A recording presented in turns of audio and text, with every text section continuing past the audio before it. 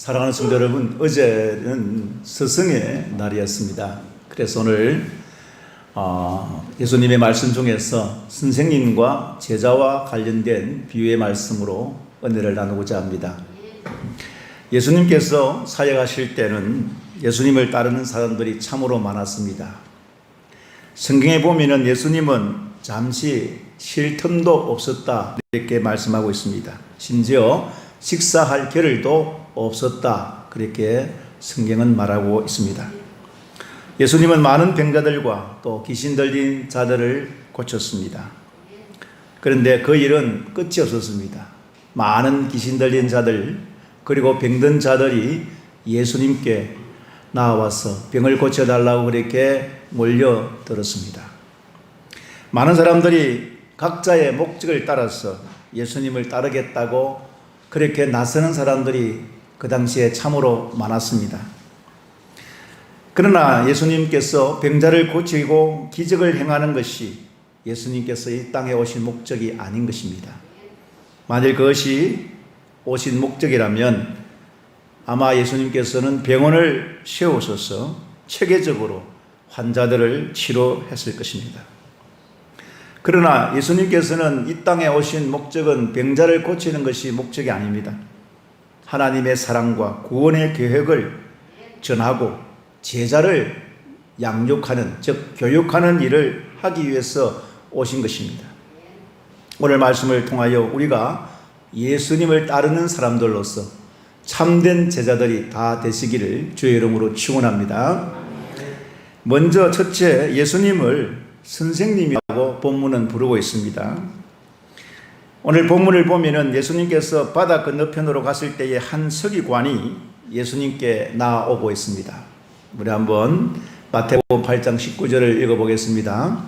한 서기관이 나와 예수께 아뢰되 선생님이여 어디로 가시든지 저는 따르니이다.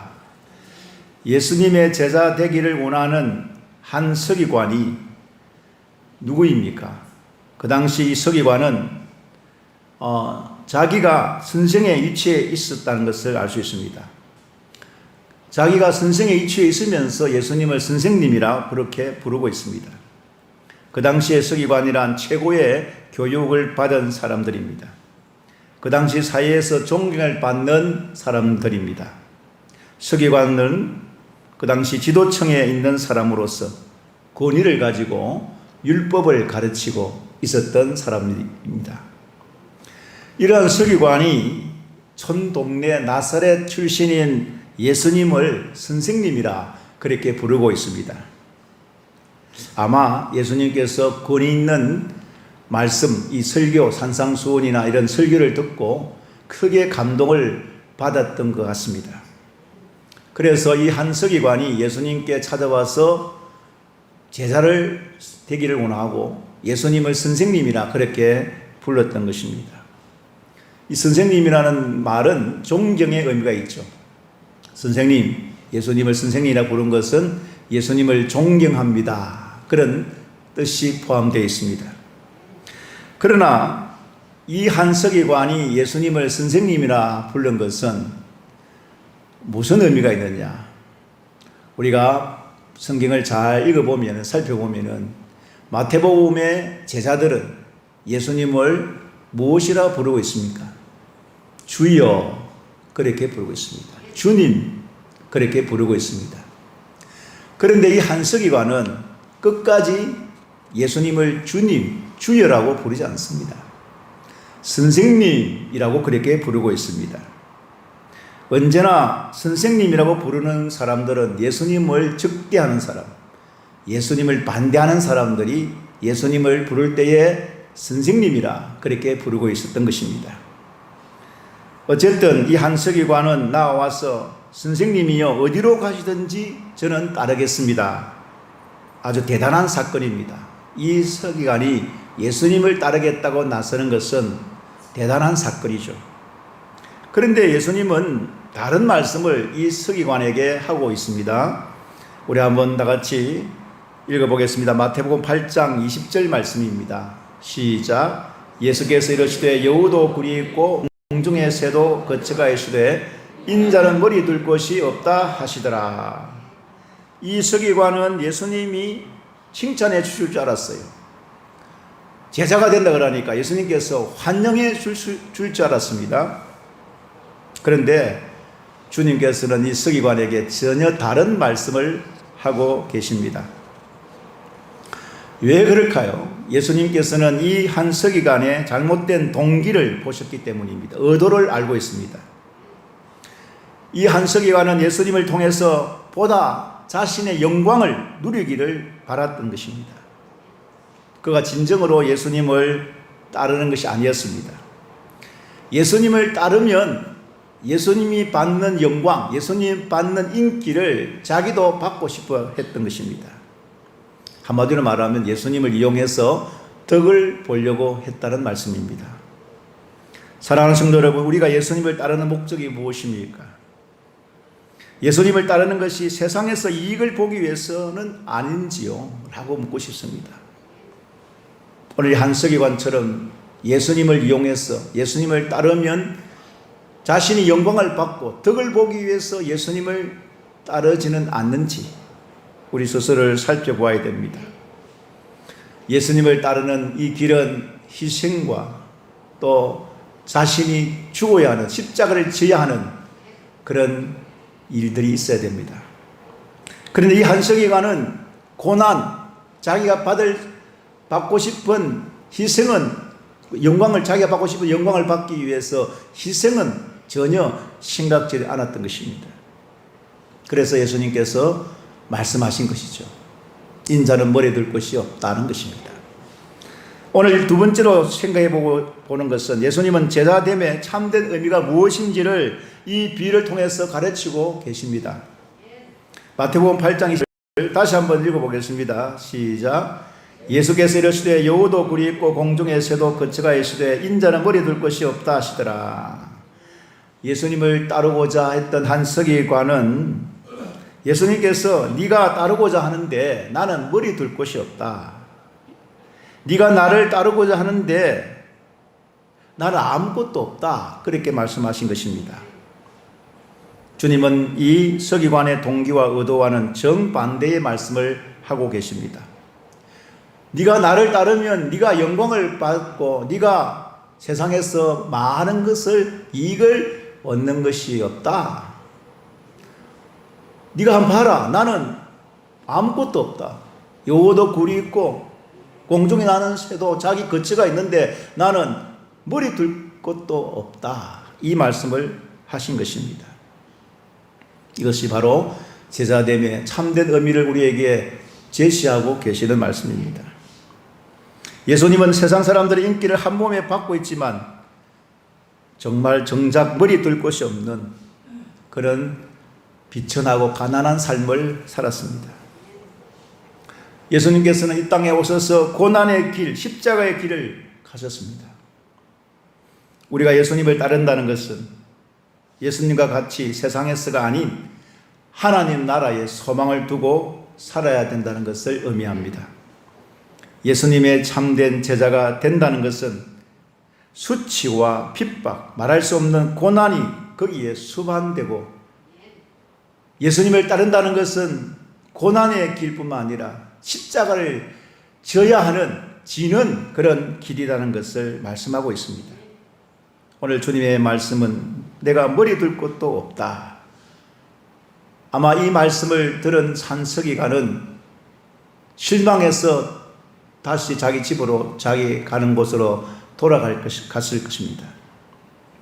왜냐하면 이 한서기관은 예수님을 따르면 많은 사람들에게 인기를 받고 영광을 누릴 줄 알았습니다. 그런데 예수님은 전혀 다른 엉뚱한 말씀을 하고 계시는 것입니다. 오늘 이 말씀은, 예수님의 말씀은 어디 서기관에게만 주시는 말씀이겠습니까? 오늘날 예수님을 따르는 모든 사람들에게 주시는 말씀이라고 봅니다. 하나님의 나라에게는 관심도 없고 그저 이 세상의 부귀영화만을 누리며 산다면 우리는 세상 사람들과 다를 바가 없이 사는 인생이 될 것입니다.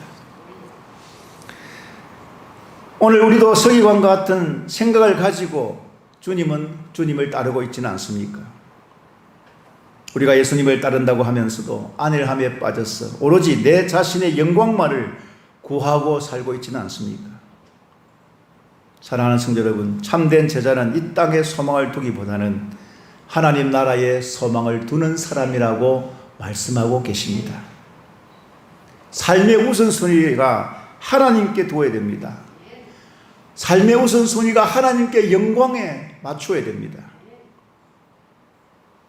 그러나 우리는 지금 우리의 우선순위가 어디에 두고 살고 있습니까?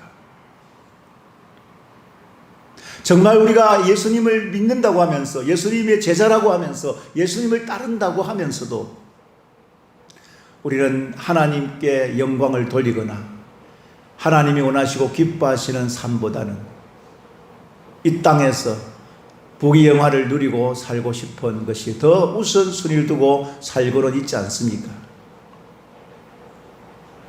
다시 한번 예수님께서 한 서기관에게 말씀하시는 것처럼 나를 따르려면 따른다고 해서 부귀 영화를 누리는 것이 아니다. 영광을 받는 것이 아니다. 반대로 네가 나를 따른다면 나는 아무것도 없다. 아무것도 없다. 인자는 머리 둘 것도 없다. 즉 오히려 핍박을 당하고 희생을 당하고 손해를 봐야 되는 그런 삶의 길이라고 말씀하고 계시는 것입니다.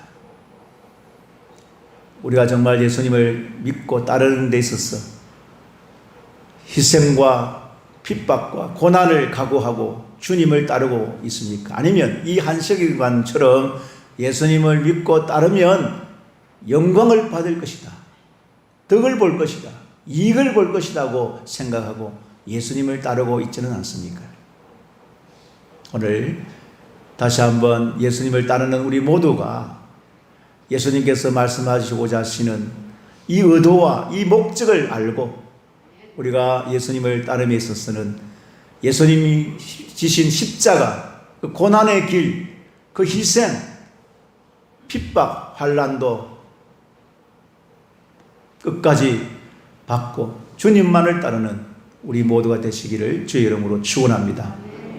세 번째는 예수님을 따르는 길은 자기 희생이 있어야 하는 길입니다. 이 길은 자기 부인이 있어야 됩니다. 고난을 각오하는 길입니다. 자신에게 주어진 십자가를 지고 따르는 것입니다. 제가 반복해서 말씀드립니다. 제자의 길이 이런 길입니다. 이런 길입니다. 마태복음 16장 24절에 말씀하고 계십니다. 다 같이 읽겠습니다.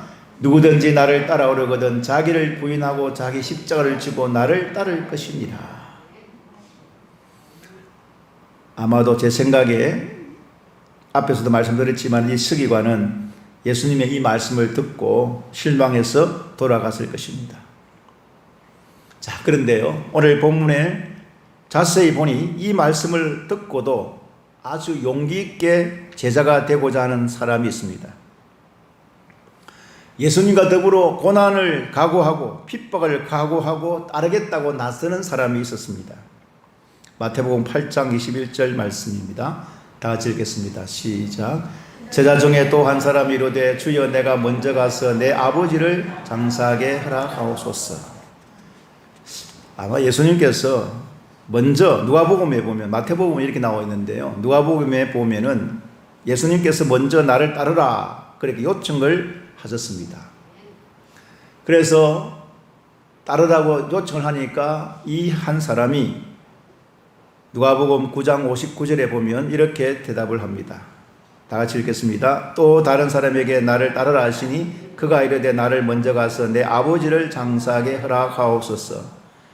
조건이 있습니다. 예수님을 따르기는 따르는 데 있어서 조건을 제시하고 있습니다. 한 가지 조건을 내걸었습니다. 내가 당신을 따르기는 따르겠는데 한 가지 조건이 있습니다.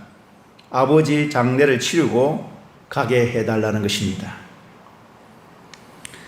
그런데 예수님께서 이렇게 말하는 이 한 사람에게 이렇게 대답을 하셨습니다. 마태복음 8장 22절 말씀입니다. 다 같이 읽겠습니다. 예수께서 이르시되 죽은 자들이 그들의 죽은 자들을 장사하게 하고 너는 나를 따르라 하시니라. 이 말씀은 참 오해받기 쉽습니다. 이 사람들이, 불신자들이 태클을 걸기 쉬운 말씀입니다. 기독교인들은 부모 알기를 우습게 한다. 아니, 지금 부모가 죽어서 장례를 치러야 되는데 하나님을 따른다 해가지고 장례도 안 치르고 그렇게 하느냐. 하나님께 미쳐서 부모 공경도 할 줄 모른다. 이런 식으로 공격을 받을 요소가 됩니다. 그러나 이 말은 내 부친이 지금 돌아갔었기 때문이가 아닙니다. 당연히 부모가 돌아갔었으면 장례를 치러야 됩니다. 예수님께서도 말씀하시는 의도가 무엇인지 분명합니다. 지금 장례를 치르는 말이 아닙니다. 죽으면 장례를 치르는 겁니다. 이 말의 뜻은 중동 지방의 문화를 알아야 됩니다. 유산을 받을 때는 유산을 받을 때까지 기다리겠다는 뜻입니다. 이 한 사람은 지금 당장 아버지가 죽은 것이 아닙니다. 아버지가 죽을 때까지, 즉 죽어서 유산을 받아서 장례 다 치르고 유산 받아가지고 그때 따르겠다는 뜻입니다. 지금 아버지가 살아계십니다. 예수님을 따르기는 하겠지만은 아버지가 죽을 때까지 좀 기다렸다가 그 다음에 예수님을 따르겠습니다. 그런 뜻입니다. 그때까지 기다려 달라는 거죠. 예수님은 따르고 싶지만은 유산을 포기할 수는 없습니다. 당장 따라오라 그랬잖아요. 그죠? 그러면 자기가 유산을, 아버지가 안 죽었기 때문에 유산을 못 받습니다. 그럼 유산을 포기하고 예수님을 따라가야 됩니다. 자, 그런데 이 사람은 아버지가 죽고 유산을 다 받아서 예수님을 따르겠다는 그런 말입니다. 그러니까 이 사람도 세상에 속한 사람으로 세상에 속한 유산, 물질, 재산을 가지고 예수님을 따르겠다고 그렇게 나섰다는 것입니다. 그리고 또 한 사람이 나옵니다. 마태복음 이런 나오지 않지만은 누가복음에 한 사람이 또 등장합니다. 또 예수님, 나는 예수님을 따르겠습니다 하고 이렇게 나섰던 한 사람이 있습니다. 이 사람도 역시 한 조건을 걸고 있습니다. 누가복음 9장 61절 62절 말씀입니다. 같이 읽겠습니다. 또 다른 사람이 이르되 주여 내가 주를 따르겠나이다마는 나로 먼저 내 가족을 작별하게 허락하소서. 예수께서 이르시되 손에 쟁기를 잡고 뒤를 돌아보는 자는 하나님의 나라에 합당하지 아니하니라 하시니라. 이 한 사람도 조건을 걸고 있습니다. 주님을 따르기는 따르겠는데 주님이 부르시면 가야죠. 따라가야죠. 그런데 내 가족을 작별하고 그 다음에 이제 따르겠습니다. 그 말은 지금 당장은 아니고 가서 가족들과 좀 인사도 나누고 좀 의논해가지고 예수님을 따르겠다. 그 말입니다. 우리가 예수님을 따른 데 있어서는 조건이 있으면 안 됩니다. 우리 주님이 부르시면, 결심하면, 따르겠다고 결심하면 절대로 뒤를 돌아보아서는 안 될 줄 믿습니다. 그래서 예수님께서 이 한 사람에게 이렇게 말씀합니다. 손에 쟁기를 잡은 사람, 손에 쟁기를 잡은 사람은 뒤를 돌아보지 말고 앞만 보고 그렇게 예수님을 따르고 예수님을 믿어야 된다고 말씀하고 있습니다. 저는 어촌에 살았기 때문에 농사를 지어본 적이 없습니다. 그런데 제가 강도사 시절에 합천 청덕에서 2년을 있으면서 그 교회 앞에 좀 조그만 밭이 하나 있었는데 저는 뭐 농사를 안 지어보니까 뭘 압니까? 그래서 합천에 장에 가서 씨는 다 사가지고 왔어요. 무슨 뭔지도 모르고. 그래서 이제 참 밭을 처음으로 읽어봤어요. 그래서 이제 이제 보는데 뭐 압니까? 자꾸 얼마나 갈았는지 뒤를 보고 하다 보니까 이게 막 이상하게 갈아지더라고요.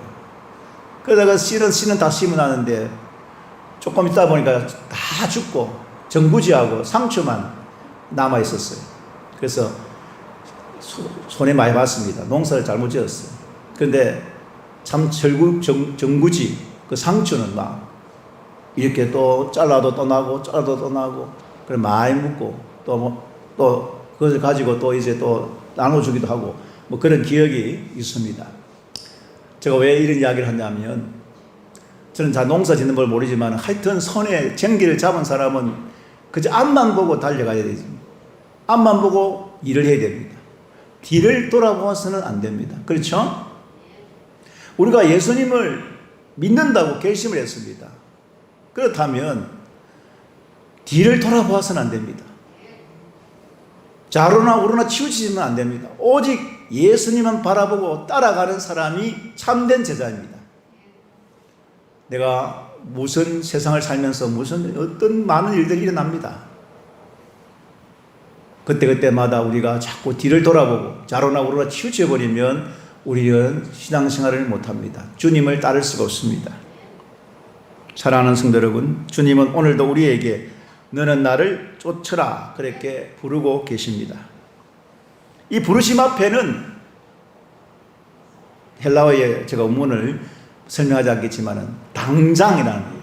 예수님이 제자들을 부를 때에 제자들은 당장 따랐습니다. 고기 잡는 일도 그만두었습니다. 당장 즉시 예수님을 따랐다 그랬습니다. 우리가 살아가는 날 동안 때로는 예수님께서 부르시고 예수님을 따르라고 말씀하실 때 우리는 오늘 이 한 사람처럼 이 두 사람처럼 핑계를 대고 조건을 대고 이런저런 이유로 당장 따르지 않을 수가 있습니다. 그때마다 우리는 오늘 이 본문의 말씀, 예수님의 이 비유의 말씀을 생각하고 우리가 주님의 부르심 앞에는 절대로 뒤를 돌아보지 말고 주님만 의지하고 믿고 살아가는 우리 모두가 되시기를 주의 이름으로 축원합니다. 사랑하는 성도 여러분, 제가 이 전도사 시절 때 가르쳤던 학생들이 있어요. 그리고 또 이제 신학교에서 학생들을 가르쳤습니다. 그리고 교회, 우리 영광교회에서 제가 전도사님들, 부교육자들이 있었습니다. 근데 어제 스승의 날이 있는데 선생님이라고, 스승이라고 저에게 문자를 보내고 감사하다고, 가르쳐 주셔서 감사하다고, 또 어떤 분들은 이제 요즘 보니까 참 좋더라고요. 선물 카톡에다가 통닭 선물권, 상품권도, 선물권도 주더라고요. 참 많은 사람들이 있었는데 선생님이라고 기억하고 그렇게 감사 인사를 주는 분들은 별로 없었어요. 몇 사람밖에 없었어요.